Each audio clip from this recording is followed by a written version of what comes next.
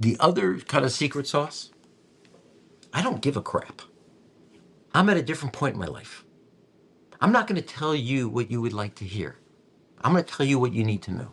Now, either you're going to like it or you're going to go down the other 14 people and find somebody else.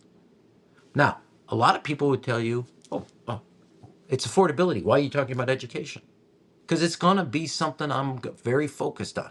Now, if it's not what you're interested in, don't support me. If you think 50% of our kids failing at reading is okay, then you shouldn't support me because I will turn everything I have to make this right.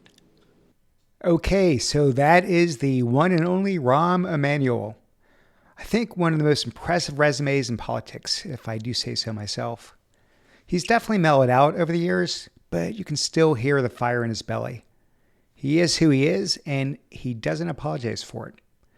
I found him to be confident, secure, yet humble and self-aware at the same time. As of this recording, he is yet to announce whether he'll declare his candidacy for president, but I do hope he throws his hat in the ring. Win or lose, he will definitely leave it all on the field. And without further ado, let's dive into this thing. My guest today is Rahm Emanuel. Rahm most recently served as the United States... My guest today is Rahm Emanuel. Emanuel most recently served as the United States ambassador to Japan. Previously, he was the 55th mayor of the city of Chicago. Prior to becoming mayor, Emanuel served as President Barack Obama's chief of staff.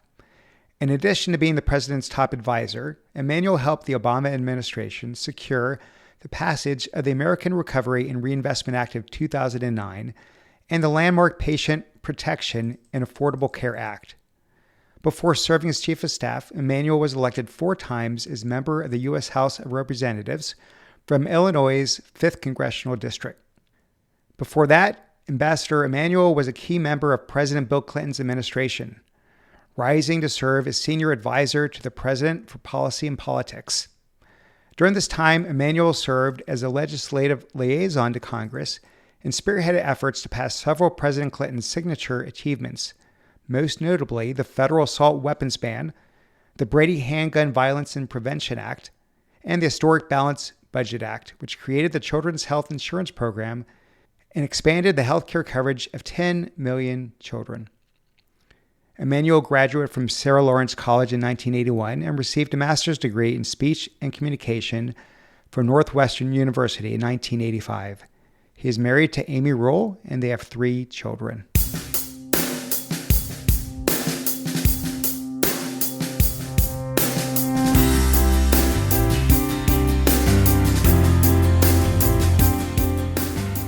Welcome to the Art of Excellence. In the words of Aristotle, excellence is never an accident. It is always the result of high intention, sincere effort, and intelligent execution. I am your host, Glenn Zweig. Join me now as I dive into the lives and careers of world-class entrepreneurs, athletes, entertainers, scientists, thought leaders, and explorers to uncover the ingredients to their extraordinary accomplishments.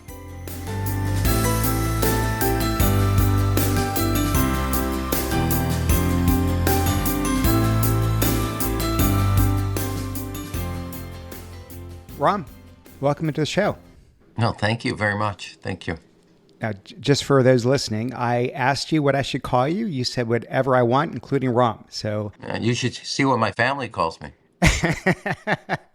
and let me guess, not mayor, not ambassador, maybe a few other colorful words in there. No, and I respond to each of those names, and some of them have pejorative connotations. Fantastic. Look, there is so much I want to cover, not necessarily sequentially, so I will be just sort of jumping all around. But here's where I would like to start. Okay. You did an interview recently with Brookings Institute, and in that interview, you said that based on your interactions with people traveling all over the country, you sense that there's a palpable anxiety and anxiousness that we're not focused as a country. Mm-hmm. So I wanted to hear more about that.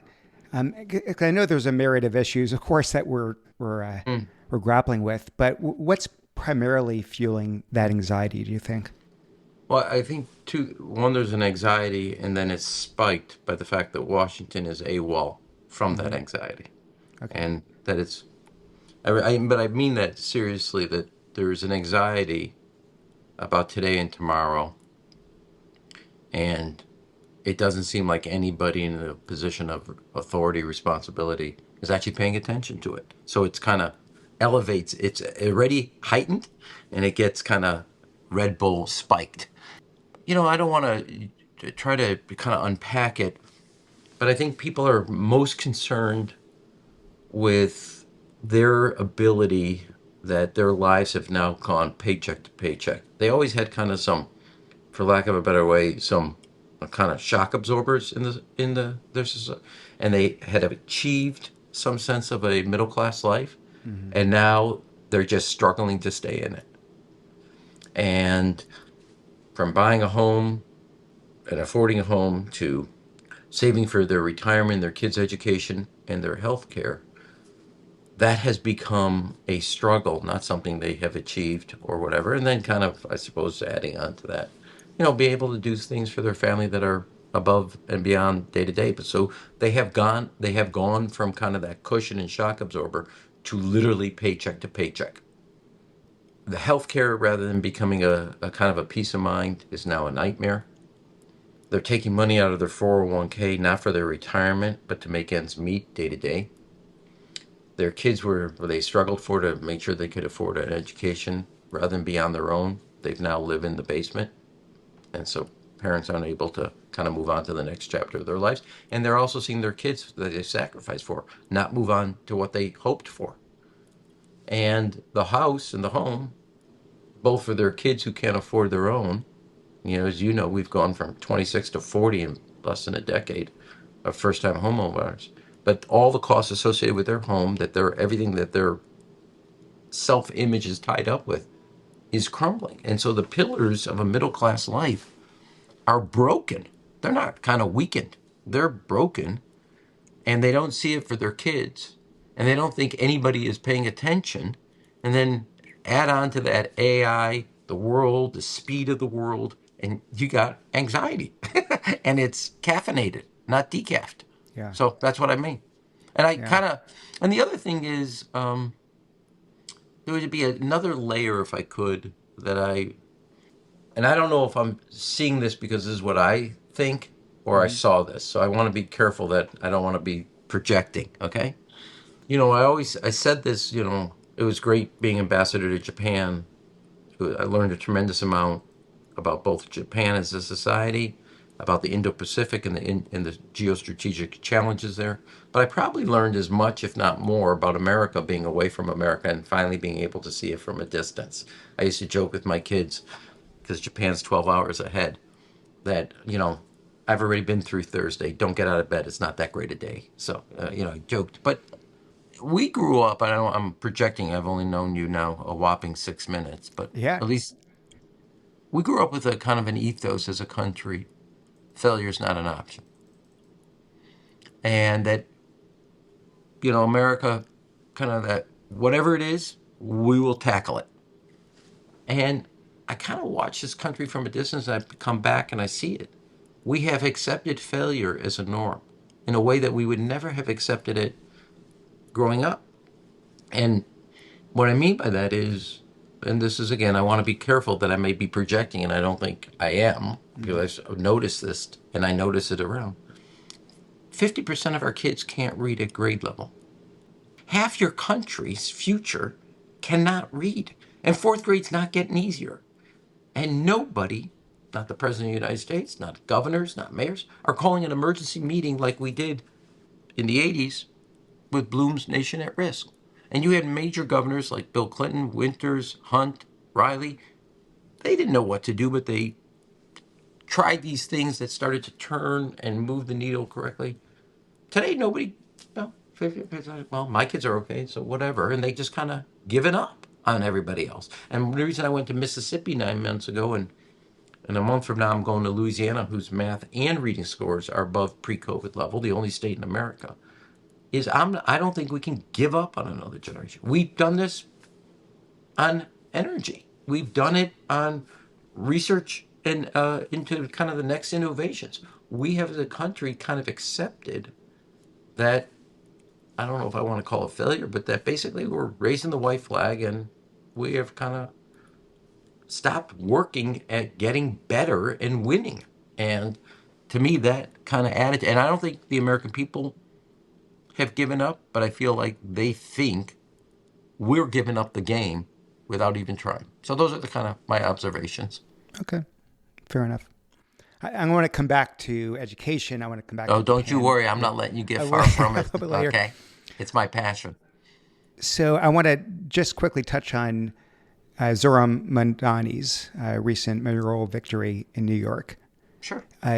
You were asked about it. You said that either it looks like the office runs you or you run the office. Oh, was yeah. your quote. And Mamdani looks like he runs the office, is what you said. I mean, it was a compliment.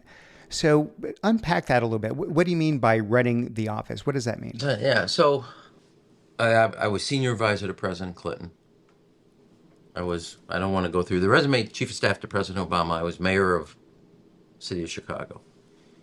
When you're chief executive, I've said it two ways. You can either look like you're running the office or you end up looking like the office runs you. Now, if you wanted to go to history, Carter versus Reagan, by the end of Carter's term, it looked like the office was bigger than Jimmy Carter. And nobody in the 8 years, even through Iran-Contra, let me paraphrase that, they thought Reagan filled out the office. Now, Iran-Contra was the time that he hit air pocket, and people had doubts about him, his mental acuity, etc. You can fast forward to Joe Biden and his healthcare. Okay? You can, I don't mean to do this, but you could do it in New York mayors. I'll stay away from Chicago, will probably get me in trouble. But that happened to Dinkins. And so one of the things from a chief executive that's important for doing the job, it's not everything. So it's a portion, is you have to be able to project to the public that you're required, that you actually run and you are big enough for the office and you fill the office. That's true for a president, that's true for a governor, that's true for a mayor of a big city. Now, there's other mayors, and I suppose it's also true for medium-sized cities and small cities, but there's no doubt for big cities, and I put New York and Chicago in this space, and I use this side note, Axelrod, and I have this view, which is there's 5 great jobs in public life: president, governor of New York and California, and mayor of New York in the city of Chicago. And my joke is I've done 1.5 of those jobs. But you have to look like that you run that office. Is that, Rahm, is that coming more from, when I say personality, maybe personality is not the right word, but leadership attributes, presence, executive presence, charisma, that kind of thing? Or is it about chasing big policy initiatives? Where is it coming from? On the scale, it's probably the first more at 70-30 than issues. Look, it's it looks like you have command and of the office, and it doesn't run you, and the events are bigger than you because people have given you authority. When you run for a legislative office, I've been a member of Congress. You're supposed to represent people. When you're a chief executive of a president, mayor of a big city, or governor, you're supposed to run something. And there are 3 qualities. Now we're getting into my personal counsel to 2 presidents, but also to myself. Okay. The other way I say it, rather than are you big enough for the office, or is the office bigger than you? I said this to myself. I said it to both the presidents I work for. You can either look like you're on the pitcher's mound or in the catcher's position. And if you want to be president of the United States, you're pitching, not catching. Yeah. And so that, just from an image, look, if you go back in history, and now I'm an avid reader of presidential histories and etc. But if you go back, the people that have won always have been able to project strength, confidence, and optimism. Go back to the Reagan-Carter model. Go back to the Kennedy-Nixon post-Eisenhower model. Those who have carried themselves qualitatively and people have sensed projecting strength, confidence, and optimism. Kennedy, given that next generation, even though he and Nixon are of the same age, had that. He was also change off of Eisenhower's age. But you remember this. Let me say it this way to kind of illustrate the point and make it home. When Reagan in New Hampshire in 1980 grabs and says, I paid for this microphone. That's not a policy. It wasn't like, here's your tax cuts. It was command. And if you're going to put somebody, and when you think about, oh, Carter looks weaker, and I pay for this microphone, it gets to the zeitgeist of what they want from a president. And that's why you could have, even under Reagan's presidency, they disagreed with his policies, but supported him. There was a dichotomy there. So that's going to be true. I don't want anybody yelling at me that, small and medium cities. But when you look at New York, mayor, that is a big job. I happen to think that's true about Chicago. You want somebody that can project strength, confidence, and optimism and look like they run that office rather than the office and the events are running them ragged. Does that make sense? Yeah, completely. So if you reflect on the two terms that you ran Chicago, did you always feel like you were running the office, or did you have moments, where you maybe felt like the office was running you? Well, there's no doubt that there's sometimes, and remember, there's not just particular events. There's no doubts that you felt. There was some times in which the challenges you were facing, I don't want to say were overwhelming, but you were drinking from a fire hose. Now there's an arc of time, so that it's not just a particular time, but there's highs in the office and great days and etc. And there's lows. And if you think that you're immune emotionally or psychologically, you better get somebody else. The only question in those things is not just kind of the highs and the lows, but how do you make adjustments? How do you then get back in the saddle or back on your game? Of course, there's no doubt about that. It's not one thing. And so look, I can give you Reagan. I can give you Bill Clinton goes through this Monica Lewinsky scandal, finishes at 64%. Okay, so there's one measure. That's not the whole thing. I happen to think we're all judged ultimately in these roles. What is the world you inherited? And when you walk out, what's the world you leave behind to your successor? That's the books. That's the scorecard. And did you better prepare both the city, the country, and the residents for tomorrow? That's the measure. And there's good days where you're hitting it out of the park, and there's days in which you're tripping over your shoelaces. But in the end of the day, all over, when you hand the baton, did you pick up the pace? Okay, I'm done with my metaphors. I got nothing left. I got it. All right, let's rewind the clock. Okay, sure. Okay, so is this therapy?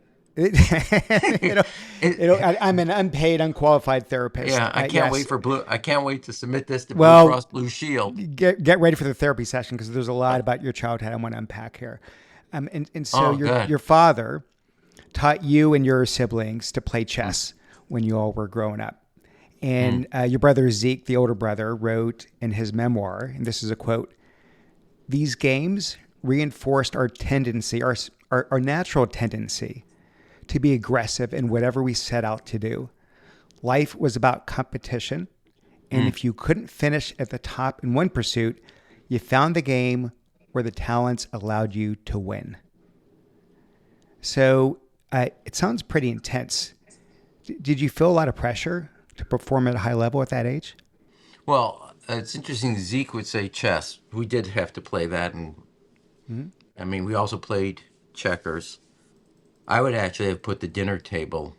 There were a couple things I would add to this layer of Emanuel neuroses. 3 things. Yes. One, family dinner, which I actually think is very important. And even with my schedule in life, etc., Amy and I did 4 nights a week as a family dinner. Our Sabbath dinner, our Sunday night dinner, we always found 2 other ones during the week.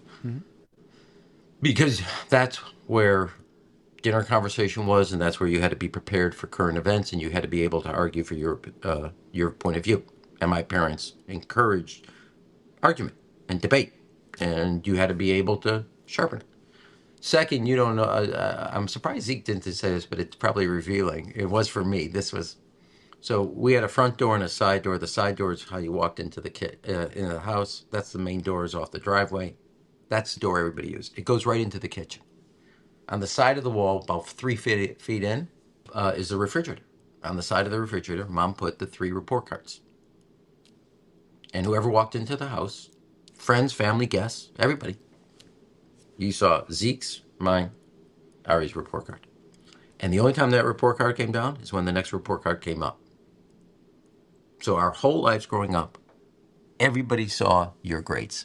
Now, Zeke graduates #1. Let me break the news to you. I did not graduate #1. So if you want a competitiveness, that report card is the bane of my existence. I did well in certain subjects, not all subjects, etc. So that would be a piece of the competitiveness. And then I would say at a deeper level, more fundamental for me. That's for Zeke. Yeah. Zeke's not wrong about the chess. And I could tell you exactly the room we did it, downstairs in the family room. But in that room was, in the middle of the wall, was my grandmother on my mother's side purse. It was a little red purse with little diamonds sewed into it. Not real diamonds, but little. And that was the purse that held Grandma's passport.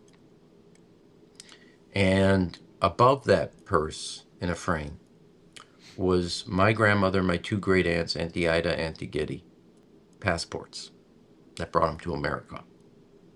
And on either side of that passport and that purse were black and white photos of family relatives on my mother and father's side who never made it to America. To me, that was the communication, nothing subtle in a Jewish home, that you are one of the fortunate.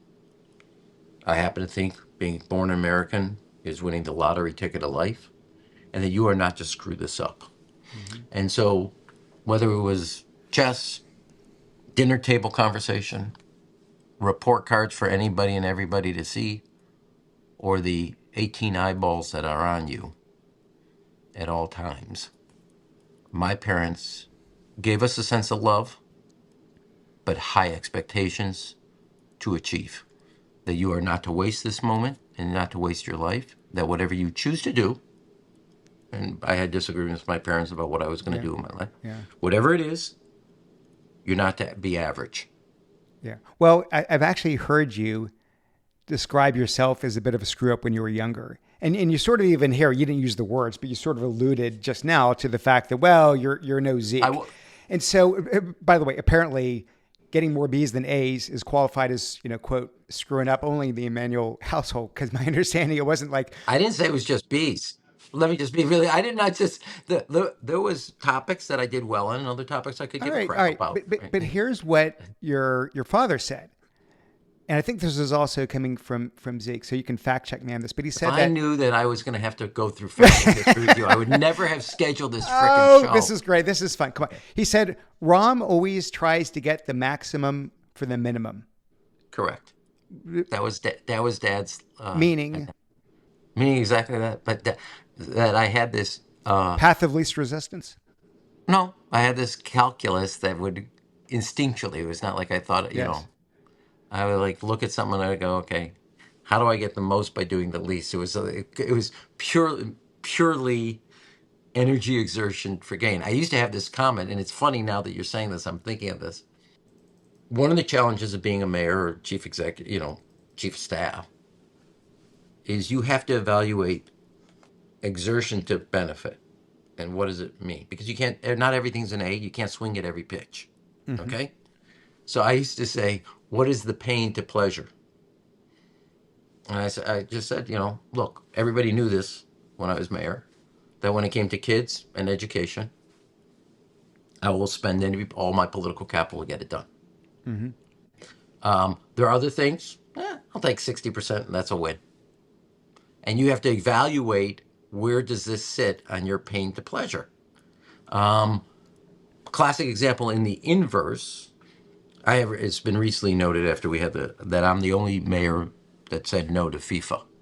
Mm-hmm. Now, go backwards. When I first became mayor, I sat down with Mayor Bloomberg, and we have this long conversation. He mentioned somewhere in the conversation, I'm mayor elect. I'm not mayor yet. I got a 3-month Mm-hmm. gap. Election, swearing in.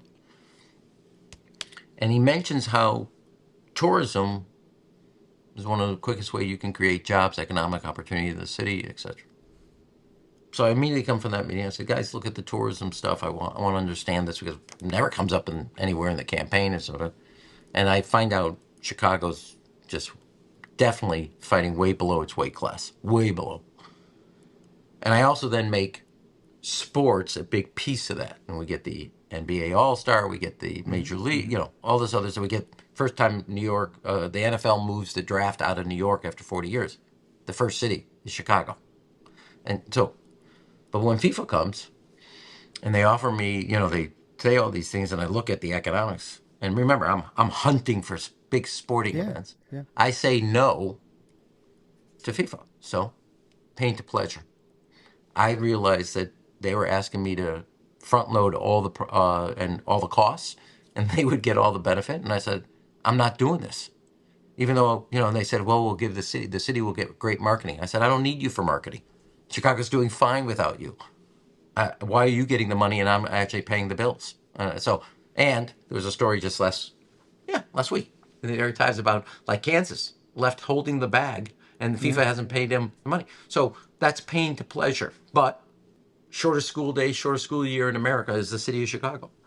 And I was going to go through a wall to get those kids in Chicago their full school day. And I made that pledge and I was going to do it. And I paid a political price to do it, but I made that pledge. Pain to pleasure, etc. Now, back to one thing I forgot. I mean, and this has been talked about, but Dad's observation about me, which is do the minimum to get the maximum, that is true growing up. Altered after I have my accident. We'll get to that. Oh, well. No spoilers. Let me. I wasn't a spoiler. I was trying to fill out your question. Let me. We'll get to the accident in a minute. Not only are you a therapist, you're also a rabbi. Who knew? Next life, I'll get it right. So a couple more. Your mother is so disappointed in you. So speaking of mothers, your mother, I think, was behind you and your siblings having to take ballet lessons. I don't think I knew of anyone growing up, I hate to stereotype, but certainly any boys taking ballet. Yeah. Piano, yes. Violin, yes. Not ballet. Now, both your brothers, as soon as they were able to quit. You kept going. You kept going through high school. You stuck with it. You got, from what I understand, really good at it. I have to imagine a lot of teasing along the way, a lot of bullying along the way. There's no way there wasn't. But it didn't deter you. You just sort of kept going because it obviously meant something to you. So why did it mean something to you? What did you get out of it that was so important? So fast forward is, I joke. So this is a joke, but it has some seriousness, but then there's also other things. One is, so freshman year, I'm on the soccer team, go soccer. And off season, I said I wanted to improve my soccer game. Now, you got to go back to when I'm there, early 70s. And that was a period in time where, I don't know if you remember, Rosie Greer, the Minnesota Vikings, took up ballet in the off season. Did not know that. Yeah. And it was written about it. And my mother said, well, Rosie Greer took ballet. You should go back to, there's a period of time break between the classes the 3 boys do. And I remember that walk up the stairs now that you're talking about it. Anyway, so I take it up. Now, this is not the only reason, but so I'm sure somebody's going to yell at me. But I walk in the class and there are like 28 girls and me. Like a light bulb. This goes to the minimum versus the maximum. And a light bulb goes off and I go, I can spend the rest of the season sitting on the bench with 12 guys or in a class with 28 girls. I go for the 28 girls. I didn't need AI for that one. I was like, there. Now, I had no idea of talent or skill. I just like, this one I can figure out all on my own. Now, I find out in the process that I'm pretty good at it. I stick through it. One is I'm good at identity. It's something I enjoyed, and it gave me a great sense of discipline and something you had to kind of work at constantly, and it was my thing, you know. And that, I suppose, that was it. So, but I put up with the ridicule and whatever else you want to say and the teasing about it. But I found emotional, psychological, and physical as well as intellectual energy from it. Well, it says a lot about you, I think. I mean, in a very positive light. Oh, is this where the doctor-patient thing goes in? I mean, like I'll be honest. I mean, if I were doing something back in the day and I felt that it wasn't not just not popular, but if I was teased, if I were ridiculed for it, it probably would deter me, because at that age, we all want to be liked, right? Yeah. We're still forming. These schools are very cliquish, and you want to be part of some group, some clique, and that's hard to say that this is so important to me. The hell with everyone else. That's their problem. I'm going to stick with it. And so anyway, that's probably something No, about. I think that well, let me unpack what you just said. I mean, I enjoyed soccer, so don't, and I enjoyed sports and whatever. You're not wrong about a clique, and I had probably pieces of that. I moved from sports, jock, etc., into a group of friends around the arts and theater. And that's an interest of mine, and that was a different group. So it was not like I was isolated, except for the only guy in a class of 28 women. But the art community, theater class group at school, the dance group at Okay. school, they become a new group of friends who I found and still do to this day. I mean, I'm on the board of the Joffrey Ballet. I still find Hmm. the arts part of the world is, something that is emotionally and intellectually stimulating to me. I don't have anything, obviously, I follow sports and I like sports, but it was just, it became a different group of friends and friends that actually nourished a part of my interest in a way that at that time the soccer guys did not on their own. Hmm. So back to that quote of your brother Zeke, in terms of if you don't finish at the top of one endeavor, find another one. Keep finding the right game where you can Yeah. win. So how did you know that politics is the game that you are going to thrive in? That's sure. So, game is not the word adjective, but I get what you mean. So, Yeah, look, yeah. we have, again, you got to go back to the Emanuel family, the dinner conversation. My mother is running CORE in Chicago, Congress on Racial Equality, Mm-hmm. in the very early 60s, when I'm like 2, 3, 4, 5. And our home is a buzz of the civil rights movement. Dick Gregory's over, et cetera, et cetera. My father, who's an immigrant, barely knows 10 words of the English language. I joke, when he died, he expanded his vocabulary to 15 words and stuff like that. Early on, when he's trying to establish a practice, and if you got 3 kids, this is probably not the smartest thing to do. He quits the AMA over national health care because of their opposition to it. And he's for national health care. And my father also, a couple years later, sues the city of Chicago, not something you do in the 60s with Daley as mayor, over lead in household pain, and leads the lawsuit against the city.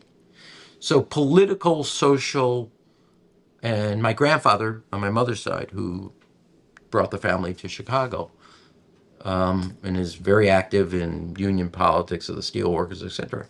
That was dinner. Fast forward, when I don't do ballet at Sarah Lawrence, I do early childhood education, which remains a very big passion of mine. One summer, I begin to work in this thing called Common Cause. It's a summer job. It's an interest group, Mm-hmm. good government stuff. And we work on this bill to pass it in Springfield, and I work on it. And I found, and then through that other kind of stuff, I started doing political. I found politics what grabbed me emotionally, and I excelled at.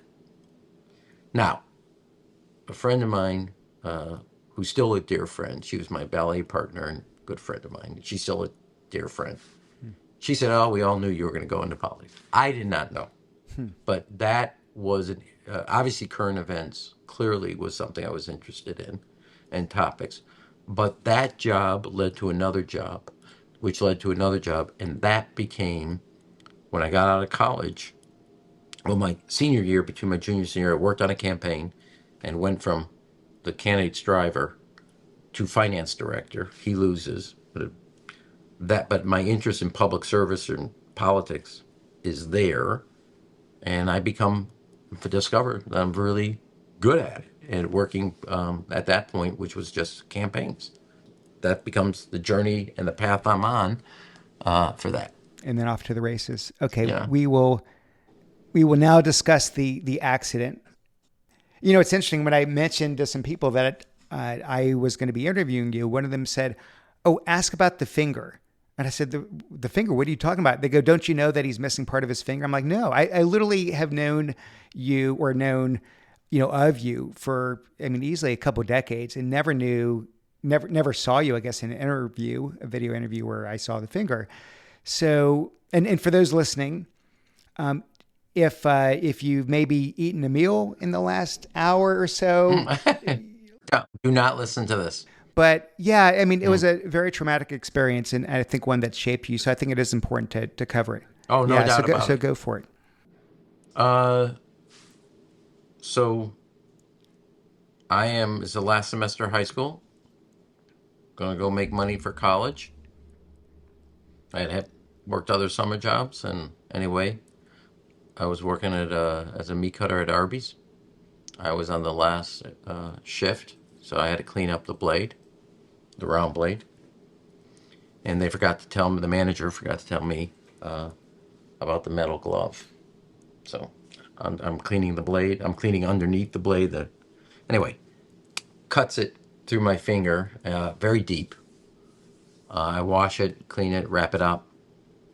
Now, you would think, given the pain, that I should have known this, but I didn't. I had cut the bone, and a little piece of meat had gotten stuck. It was under. Again, this is a warning. You have a weak stomach, get the hell out of this podcast. I end up with, so I don't go, as all great children of pediatricians or doctors, I don't go to the hospital for 48 to 72 hours. Even though my father and mother know about it. It's also right at graduation. And I'm taking a ton of codeine and stuff like that, and not exactly, whatever. I end up with 5 blood infections, 2 bone infections, gangrene, and when I finally get to the hospital, 105.4, 105.3, I don't remember the exact. And for the first 72 hours, I'm in body to body, 24-hour ice packs to keep the temperature out of 106 because that's the danger zone for your brain. And I think it's fair to say kind of touch and go for the 72 hours. And my parents have a 24-hour vigil, etc. And I'm in and out of delirium and massive amount of not just IV, but antibiotics. And it takes about 2 to 3 weeks to stabilize me, where then I'm going to have a surgery.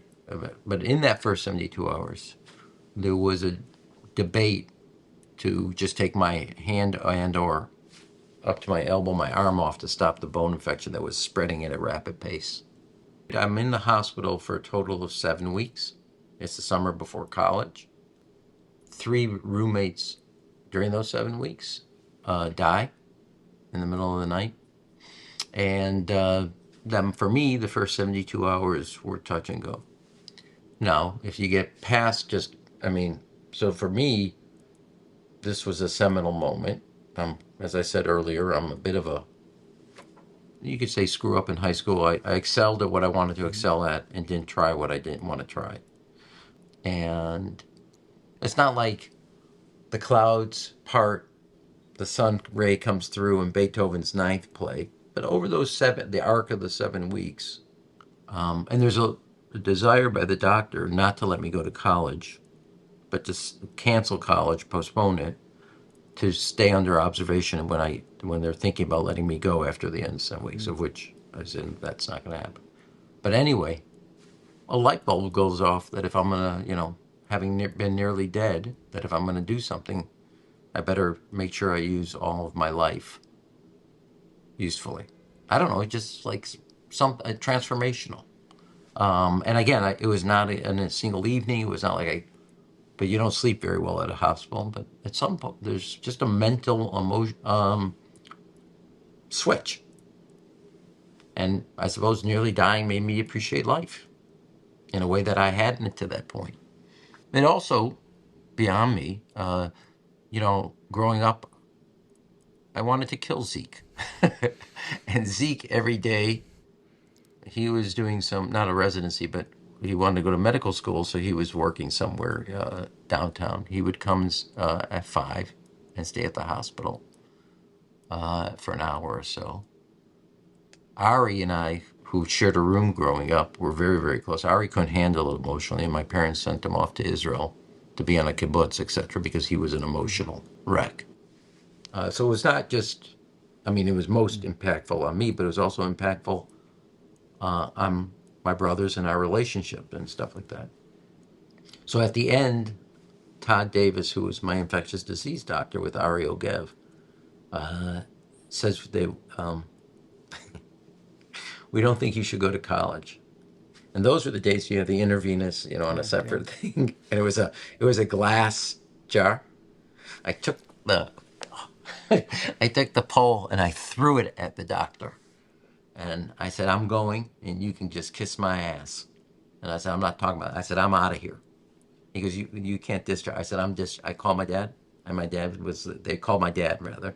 And anyway, I just said, I'm done. I'm not doing this anymore. I've been here for 7 weeks. If it's not done, It's a terrible story, but yes, no. I love seeing, when I say serendipitous, obviously it's not something you wanted to go through. It was touch and go. You're lucky maybe to be alive, but it was a wake up call. Yes. And maybe if you didn't have a wake up call of some sort, you wouldn't be, not to say that you are. Yeah, we'll never know the answer. We'll never know the answer to that question. We'll never know the answer. So I may have rather than drive into it, kind of purpose and meaning, I may have parallel parked into it. I don't know. So let me bottle up here the whole sort of like I threw this thing at the doctor and get the F out of my way kind of thing, because you did, as you got into politics, into your career, you had developed at times perhaps a somewhat combative, take no prisoners kind of reputation, and it earned you this nickname Rambo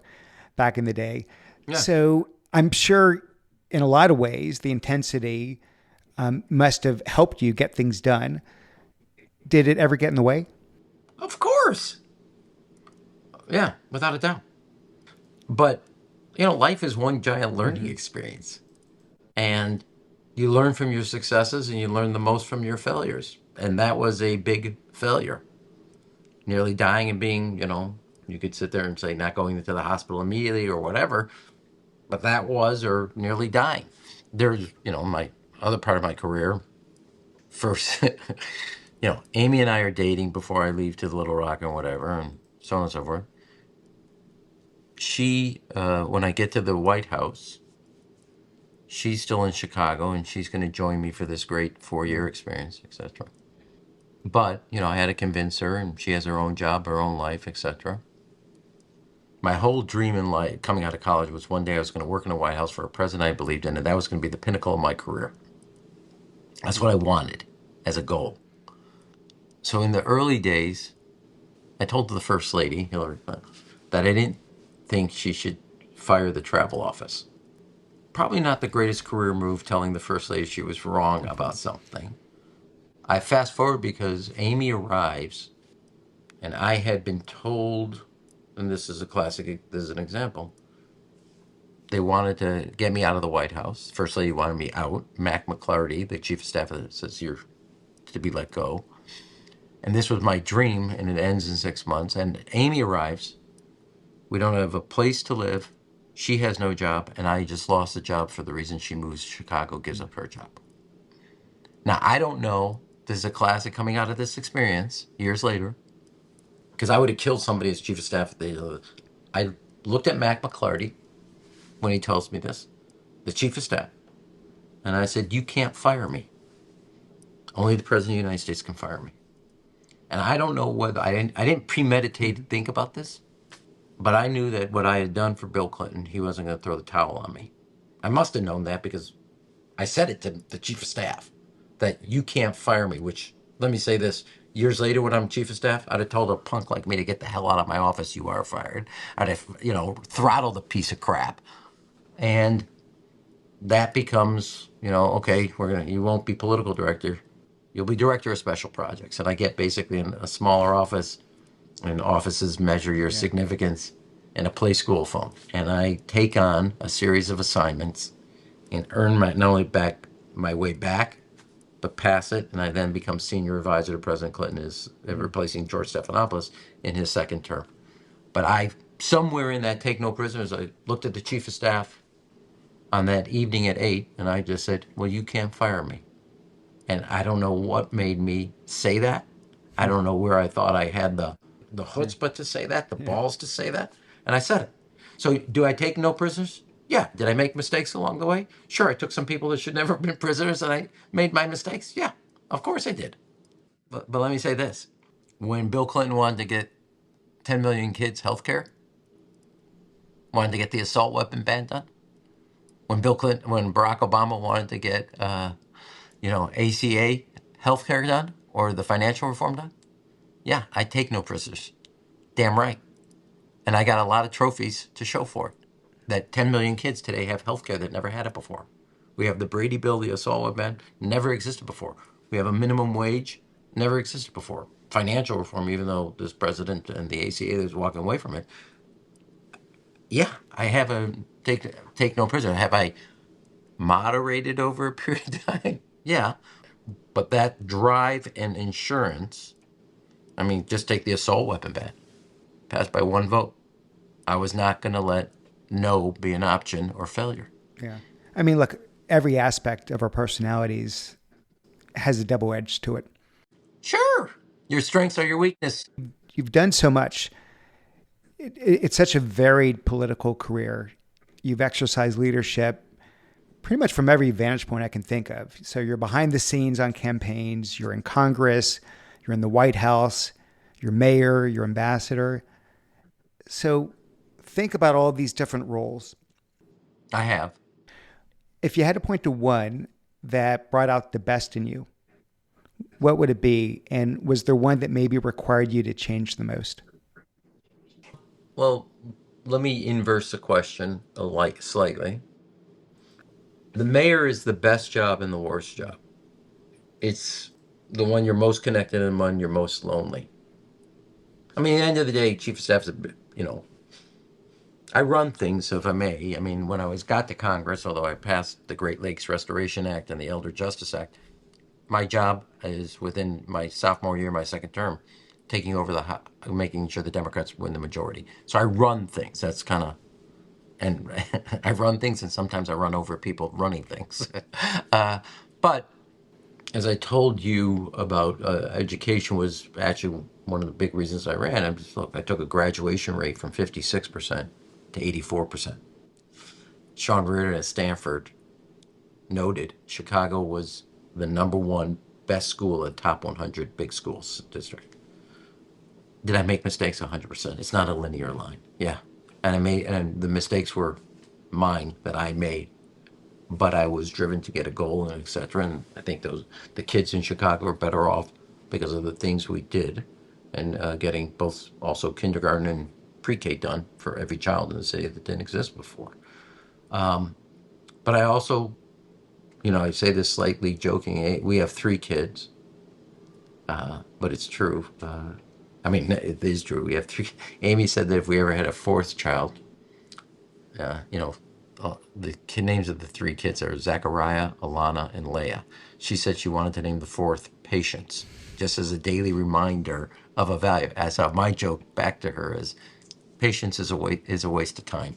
But I kind of learned about not pacing myself, but about kind of in the job of mayor your drive to get accomplishments, that you know you have X amount of time to get things done, you have to pace the level. Your appetite for change doesn't mean everybody has the same temperament Mm-hmm. for change. It's not that they don't want change, but they may not move at the pace that you want to move at. The interesting thing as ambassador, so that's the next kind of milestone on my career path.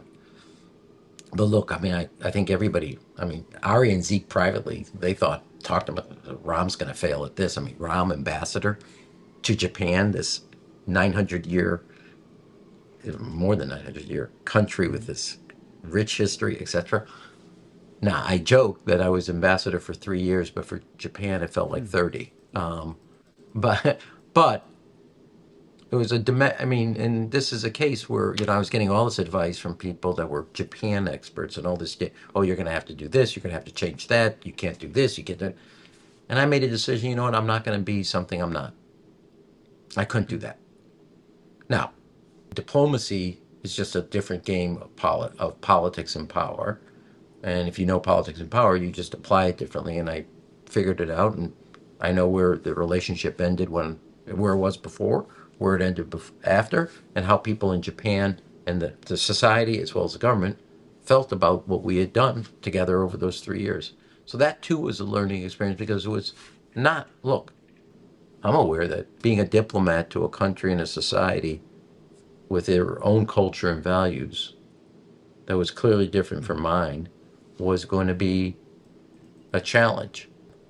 I didn't change myself, but I adapted and applied my skills there, and I showed that. And I don't know, those are kind of things that come Yeah. out of it. But the mayor is kind of the one that, because I found that, when you look at a family, and, we're the first city that ever, that if you got a B average in high school, we made community college free. Mm-hmm.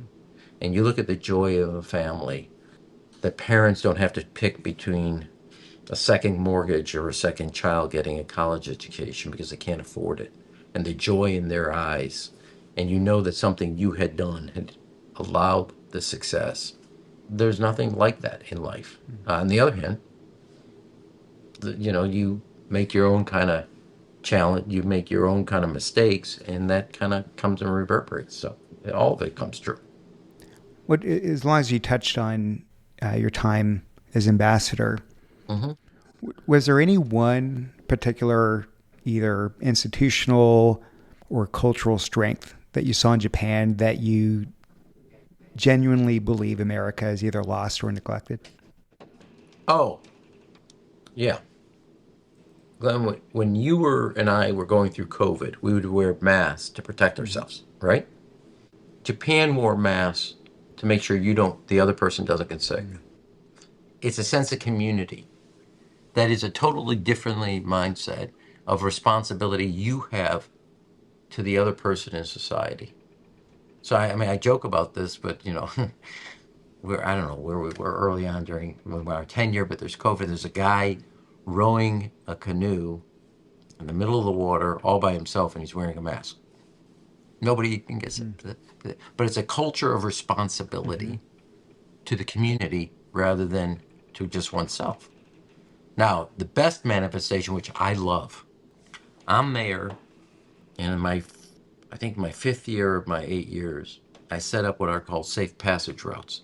There was a person every block, so kids going to the school would walk these 8 blocks. You didn't come from different directions. So there was a safe passage route from those 8 blocks to the school front door. We hired local people, gave people that may not have gotten a job. You think of them as a crosswalk person, but people we hired locally, people in the community who might not have had employment otherwise. And it was to create across the city of Chicago an envelope of safety for kids. But we hired them. The thing that I find sublimely beautiful is in Japan, 5 and 6 year olds, and everybody, but starting at that age, walk to school by themselves. So the child is this big. The backpack is this big. They have a little baseball cap. And I still on my phone have multiple pictures I took. And these kids without a care in the world are walking to school. 5 years old, 6 years old. When they get to a crosswalk, they know exactly where to go in the crosswalk. They raise their hand. All the cars, no matter how busy the street, stop. And a child just walks. When they let out of school, there's no parents waiting at the gate. Principal opens the door, and the children walk and they go. There's no Yeah, sense. it's a respect for rules and norms. And each other. And each other. And each other. I was there with my wife. Yeah. We celebrated our 25th last year. 2 weeks: Tokyo, Kyoto, Takayama, Hakone. 2 weeks and 4 cities, 5 cities. I did not see one piece, not one single piece of trash on the ground over 2 weeks in 5 cities. You know why? Well, there's You know there's why? no garbage cans. You know why? Uh, I've read different things, and I don't know what's urban legend, what's true. So you tell me, since you would know. So you are true about the incredible cleanliness Yeah. and the incredible sense of obligation. There's two things that are important. When kids are at school, kindergarten, they clean up the room. There's no custodial stuff. They clean up all the way through. Second, as it relates to the urban areas, in the 80s they have that sarin gas that it's a kind of a terrorist attack that was dropped in a garbage can. What does Japan do? Gets rid of garbage cans. And so there's no garbage cans, so you can't have garbage. Their solution to the sarin gas problem wasn't better cameras. Eliminate the garbage can. And so there's a cleanliness started in the culture that children are educated on and socialized with. But there was also, when they had this one critical moment, that was their societal response, which is, okay, we'll just get rid of garbage cans. Right. But if you got rid of garbage cans in America, I think you're going to still see trash on the streets. That's I guess, a key difference here. It's I said there were two things, not a single thing. So just go back for a second to Mamdani. Yeah. His victory in New York, but broader than Mamdani. Yeah, I'm circling back. Now, recently, I think last week, you had Abdul El Sayed's primary victory in Michigan. So there seems to be some kind of appetite for a more populist left. I'm not saying it's right. I'm just saying there seems to be some sort of demand for it, if you will. Your ability to spot the obvious is a gift. You should keep it. So what do you think? What are they tapping into that perhaps the establishment Democrats have missed? Well, I don't know. I slightly. So if I'm playing the middle child please. here, as my mother would say, or as I like to joke, middle children wrote the book War or Peace. We can do either one. So here's what I would say as a raging moderate, not moderate in a sense modulating, but somebody who's pretty aggressive, etc. There's an agreement in the party that the system is rigged. The analytics of that is correct. You can give, to the progressive wing, etc., which I don't know, a sense is the system is rigged. Again, going back to the anxiety I was talking about, it's rigged against your success. Heads I win, tails you lose. And that is accurate. Now, where we diverge, and that's a healthy debate, is how do you address that anxiety? How do you address a system that's rigged so that the powerful few succeed every time and their kids succeed and everybody else fails, no matter how hard they work? And so that's a fair kind of sense of what I would say to you of where things are. Now, I can give you the political analysis, like, look, Ed Case the other day, who was in my class in Hawaii, congressman, beat a Democratic Socialist. In Illinois, 3 Democratic Socialists went down in congressional races. In Virginia the other night, 2 Democratic Socialists went down. What we did establish, if I could, is minimum 50%, sometimes as high as 75%, of the vote of the Democratic primary is either moderate or pragmatic. I mean, you look at Mikey Sherrill in New Jersey, you look at Abigail, and both, one has 5-person primary, wins it. The other one, nobody on the progressive even challenges her down in Virginia. The only way in which the socialists move or succeed is when the moderate slash pragmatic wing is divided. That was true. It's a 1 point race for the Senate race in Michigan, but there was a person that got 4%. Very telling, 4%. In the Michigan 7, you had two moderates who collectively get to 58%, and the Democratic Socialist left wins. So when it's divided, that tells you something. So I could give you the glass half full, the glass half empty, but the critique of a system being rigged is correct. Now, I don't believe in defunding the police. I don't believe in open borders. Second, electorally, we've run campaigns where that's been a theme of the party and lost. I don't want to do that. Now, I spent my career, my life, from Bill Clinton all the way through my tenure, turning red districts to blue. The Democratic Socialists are interested in turning blue districts midnight blue. I'm not interested in that. Last time there was a minimum wage increase in America was 2007. And in 2006, Nancy Pelosi becomes Speaker. I want an increase in the minimum wage. There's only one route to it. More Republican districts become represented by Democrats. That is the only way to do it. So do I think they touch on the anxiety and anger and the criticism of the systems? Yes. Do I think their prognosis of how to fix it is right? I don't.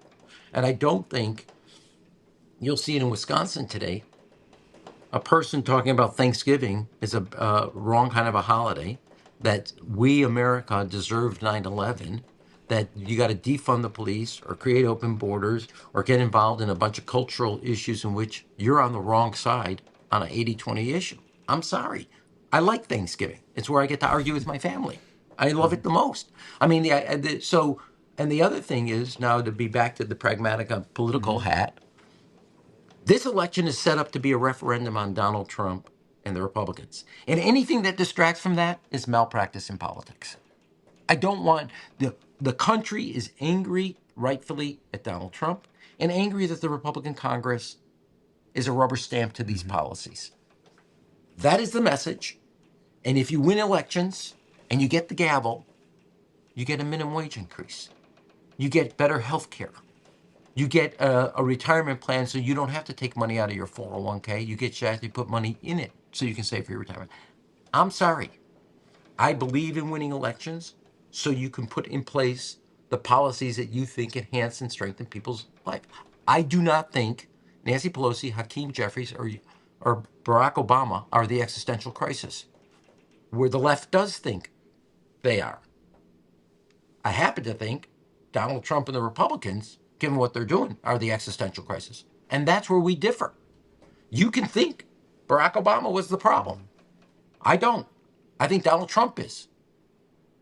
We have a fundamental difference. Now you got me all worked up. That's your fault. Well, in terms of some things that have to change, I mean, you touched on education. You had some major accomplishments like you laid out when you were in Chicago. And I know it's important to you. I know you haven't announced, your candidacy, but if you think about what a president, whether it's you or someone else, would have to do at the national level with education reform, and clearly America is falling way, way behind. What can you sort of take with you from some of the wins from Chicago, and where do you feel we have to start fresh because it doesn't quite apply, at a broader societal level? Yeah. Well, as a classic example, as opposed to this president, it's been recorded. The president calls the Interior Secretary about the arch, the ballroom, the reflecting pool every day. Had a meeting the other day because he wanted to prosecute somebody with his district DC attorney and his Interior Secretary. You name me, when was the last time that the president called the Secretary of Education about the fact that 50% of our kids can't read? And let me tell you something, because I've been on the receiving end when the president of the United States called, it wakes your ass up. Okay? You know that he's never mentioned it? So, if I was to get A, decide to do this, and B, got elected, you'll know I care about this. Because I'm not accepting 50% of our kids failing at reading. It's fundamental. Now, I went to Mississippi before anybody was paying attention because I thought we should highlight what a state that was 49th that is now 9th in reading. And if you apply demographics, race, and all this other stuff, Mississippi leads the country, beating Massachusetts that used to be number one. And it's also an example, if I could, California, Illinois, New York, they spend 3 times Mississippi spends. It's not about money. It's about education policy. Now, I'm going to go to Louisiana in a month or so, 6 weeks, because Louisiana is the only state that's reading and math scores are up pre-COVID level. So what do they have? And I'm going to learn. I have a sense of what it is. Now, what would you do?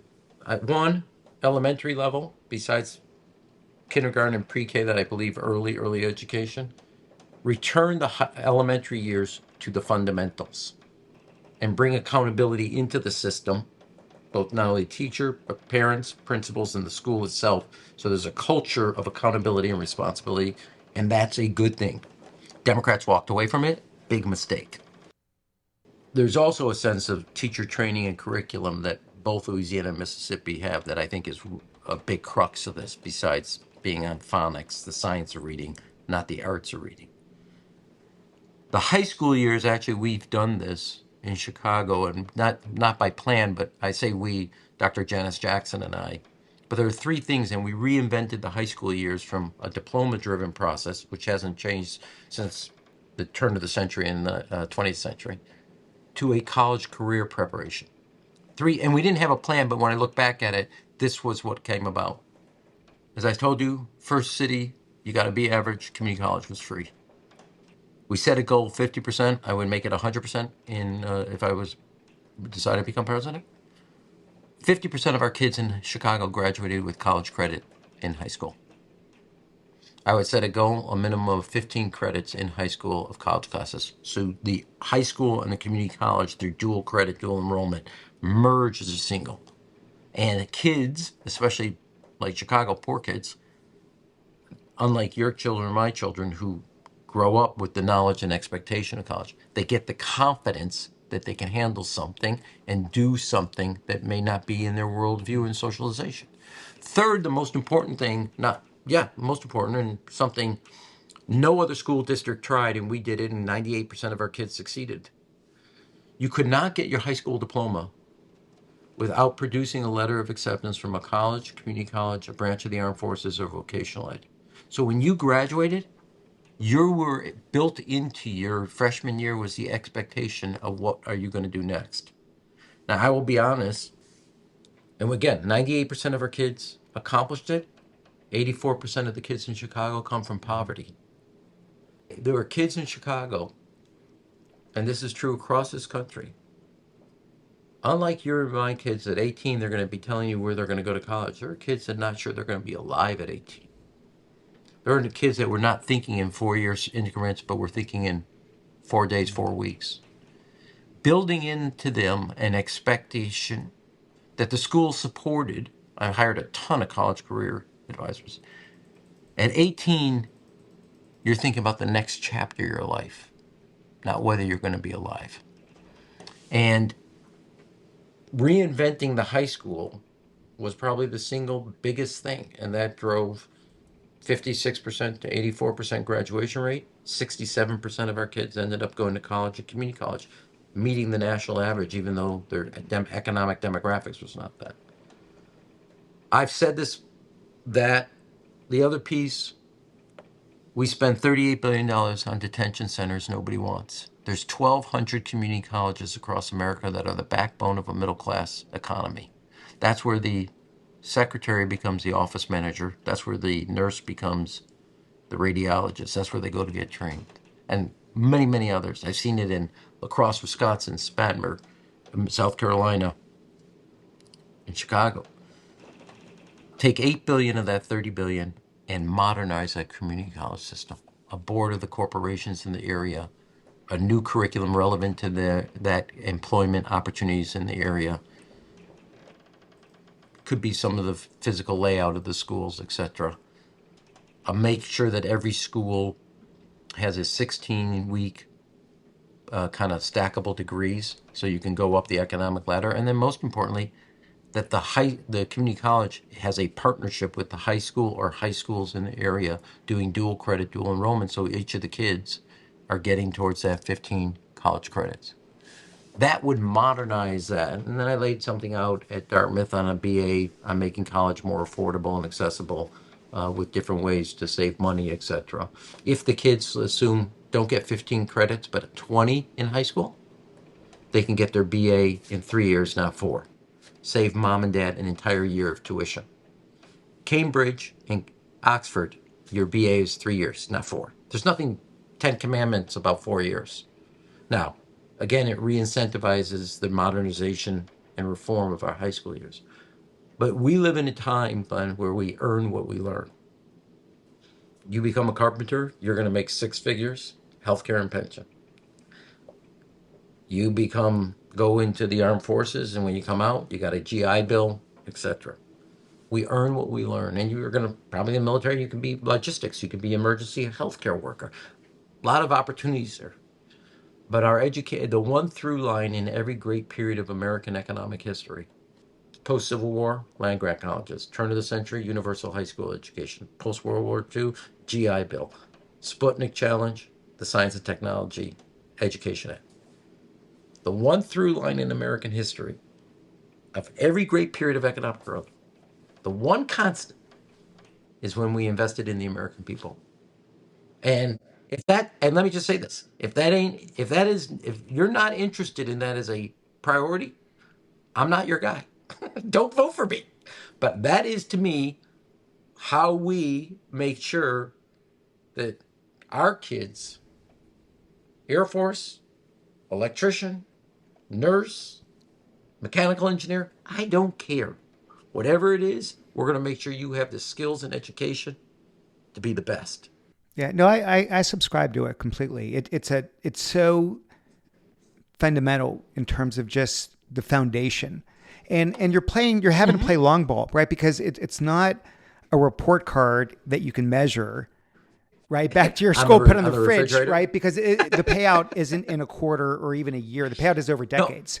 No, the one thing, I don't mean to interrupt, but the one thing that's pretty clear from Louisiana goes over post New Orleans, the hurricane, Democratic administrations, Republican. Mississippi starts 20 some years ago. This is a perseverance game. You're looking for within a year, forget it. Go to something else. This is about being dogged and persistent. And I actually think, I worked for Clinton where we did public school choice and teachers of excellence. President Obama, we did the race to the top. I think the country is really energized about ready and about getting our education right. So again, I say this, whether a child wants to be a carpenter, an electrician, a plumber or pipe fitter, Air Force, Marines, Coast Guard, I don't care. I want you to be the best, and I want to make sure that whatever we did, you have the tools to succeed and navigate. And I grew, and I say this, which is weird to me about this moment in time. When the race to the top report comes out in the late 80s, Governor Clinton, Governor Winter, Governor Hunt, Governor Riley, Governor Zell Miller, Governor Lawton Chiles really don't know what to do. But they all go out and are the biggest education reformers, experiment. Now there's a lot of overlap, etc. And we start to see incremental but steady progress over 30 years. Today, with 50% of our kids not reading at grade level, and a president who's AWOL, and the governors, I can't tell you 5 governors and 5 mayors that stand out on education. And the weird thing is, because of Mississippi and Louisiana, we actually, this time, unlike 30 years ago, know what to do. But nobody wants to spend political capital. It's like mind-boggling to me. 30 years ago, they were groping in the dark. Today, Mississippi is your floodlight. Louisiana is your floodlight. I don't get it. It's weird. And that's why I say I looked back at this country when I was ambassador. I was like, we've given up the game. We haven't even gotten on the field. What is this? And we actually, as I said, China doesn't scare me. America scares me. And what I mean by that is China doesn't decide whether we're complacent with 50% of our kids not reading at grade level. China doesn't decide whether we're going to cut the National Institute of Health and the National Science Foundation for research dollars. We decide. China doesn't decide whether we have a 20th century energy infrastructure or a 21st century energy infrastructure. We decide. And we have given up the game. We forfeited. It's ridiculous. Yeah, China has these rolling, I think, 10-year or 20-year plans where they rally behind They're certain not. objectives, certain industries, Look, and yeah, but no, China cheats. oh, but the point is though is okay, they China, find a way though if it to wasn't make for some Google, big bets. if it wasn't for Amazon, if it wasn't for all our companies and their intellectual property theft, they would not know what to do. Okay, Yeah. but my fact is, you can't keep a country and a society growing when you have a narrow group of the country succeeding. I agree. You have to get more Americans succeeding, and you can't do it by not having people have the fundamentals education-wise to succeed. But it's crazy to me. Look, we're going to have a competition. I'm not forfeiting the game. And when you don't invest in Americans, you're forfeiting the game.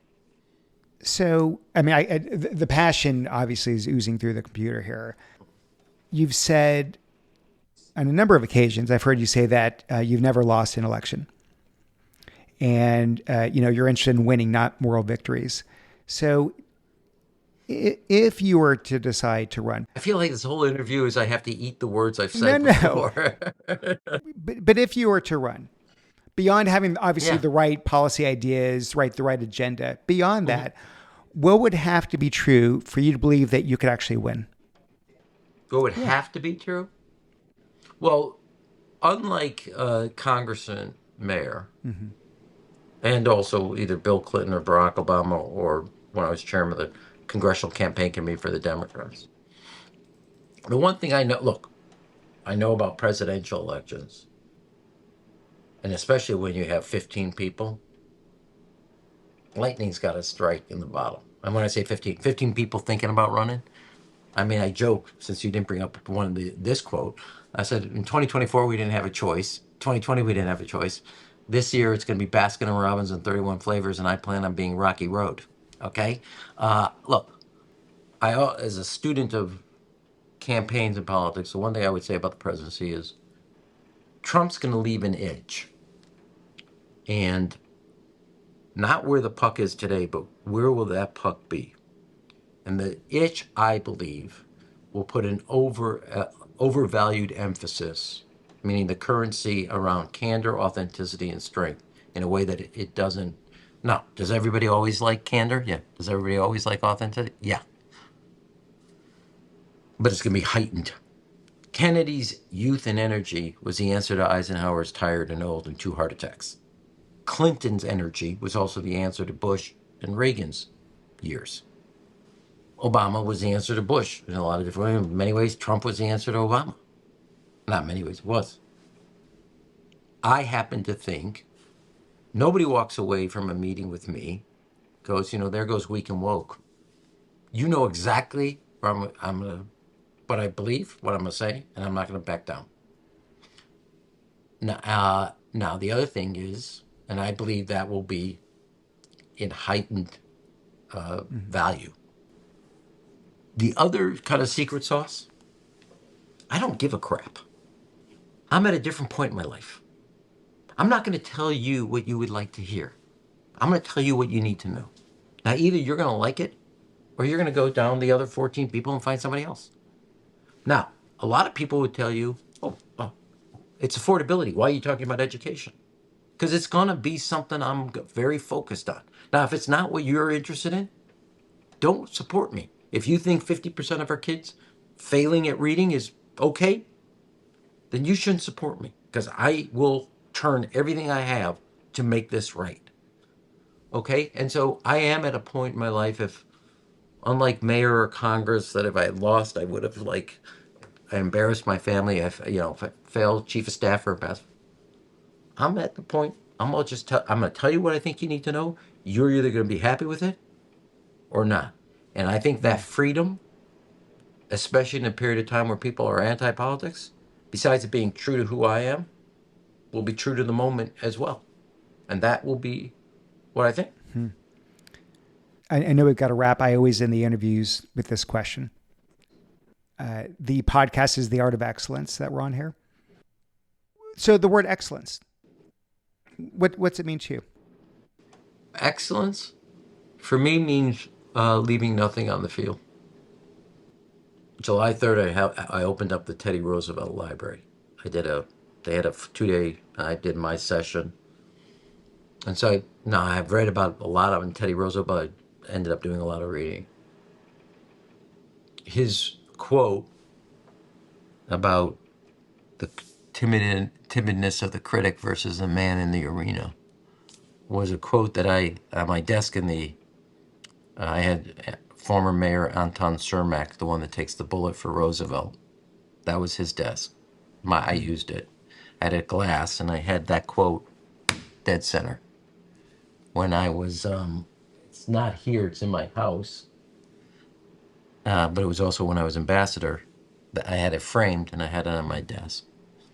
And I think when you think of excellence, and you think about the crazy profession that I picked, excellence to me is encapsulated in the quote by Teddy Roosevelt, that a critic will never know the joy, the emotional rush of the sweat, the equity, the dirt in your eyes of having tried and failed. And that's what excellence is. So I'll take it. Well, look, I hope you do run. And if for whatever reason you decide not to, I hope you find some way to channel all these brilliant ideas and experience in some way, in some capacity. You know, Glenn, you didn't ask this, but I will say the other piece. You know, look, my dad was a pediatrician. My mother was a nurse involved in the civil rights movement and stuff. But also grew up in a very a Jewish home.